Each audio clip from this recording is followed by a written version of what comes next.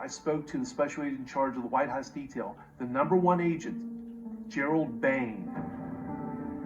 I asked him, President Kennedy, I understand he was difficult to protect, right? He didn't want the agents on the back of the car, and he told me, this is the exact quote, I don't remember Kennedy ever saying anything about not having agents on the back of the car. If you look at the newsreels, you'll see agents on there. Well, one by one, I spoke to many of his colleagues, not only in the Secret Service, but actually White House aides that were not Secret Service agents, and it was a landslide. They were all telling me the same thing. Supposedly Kennedy ordered the agents off the back of the limousine. No, he had nothing to do with that. The record of history, that is false. President Kennedy, very nice man, not difficult to protect, did not order the agents off the back of the car. This complete departure from procedure is captured here as the motorcade begins to leave Love Field Airport in Dallas.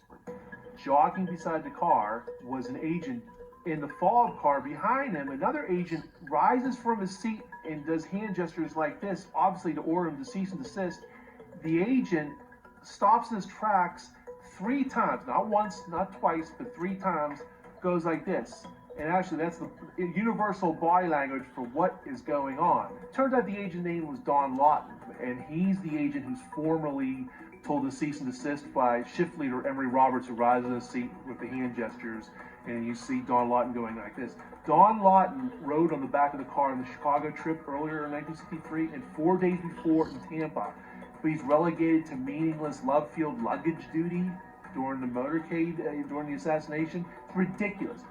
Secret Service agent Clint Hill is also recalled from his position on the opposite side of the limousine.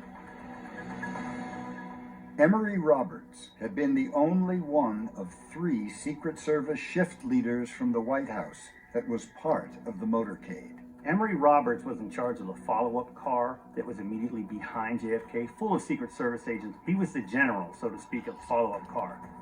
If he said something, that's how it went.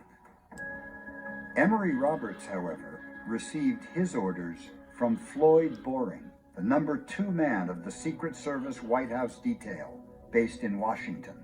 Floyd Boring, he was in charge of planning the Texas trip, and he was the one who gave out assignments. In an interview with the Assassination Records Review Board in 1996, he stated that there had been no change in policy for the Dallas trip. Even more alarming is what happened inside the Secret Service car directly behind the president's limousine once shots rang out. Shift leader Emory Roberts would give an order to the other agents in the car. When the assassination begins, he orders the men not to move. Sam Kinney, the driver of the fob car, who's right beside him, confirmed to me that this happened. He ordered the men not to move at the beginning of the assassination. Emory Roberts supposedly ordered the men not to move. That's exactly right. These men were sworn to protect the president, to dive in front of a bullet if need be, to sacrifice their body. And you mean to tell me this man is going to order them to cease and desist when the shooting begins? And just what were the Secret Service agents who were actually inside the president's limousine doing at the time of the shooting? Agents Bill Greer and Roy Kellerman were pivotal to the success of the assassination, and they were pivotal to the success of the assassination through inaction. Bill Greer was the driver of the president's limousine in Dallas. Roy Kellerman was riding right beside him. Greer hits the gas pedal, Kennedy lives. First shot rings out. Bill Greer looks back at the president. His foot's on the brake too because the car slows down. It's only going 11.2 miles an hour. It's crawling at this point. And then Roy Kellerman says, get out of line, we've been hit. That's when Bill Greer turns around a second time and is staring at Kennedy and doesn't do anything until Kennedy is killed.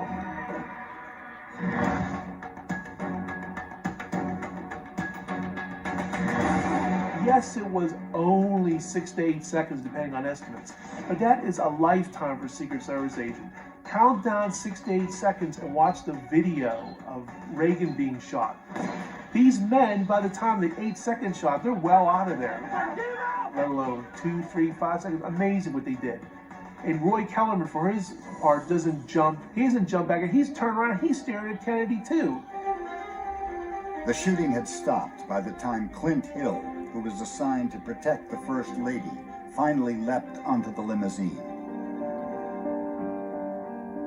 Could these monumental lapses by the Secret Service just have been a series of unfortunate oversights? How convenient that this all happened on the day allegedly a lone assassin struck the president down. 1963 protocol, President Kennedy should have lived in Dallas. He should have lived past the Dallas motorcade. But Floyd Boring in charge of protection of the president by planning the Texas trip, Emory Roberts in charge of the follow-up car, and Bill Greer, the driver of the president's car. Those three men bear the largest burden of what went down in Dallas. The buck stops with the Secret Service.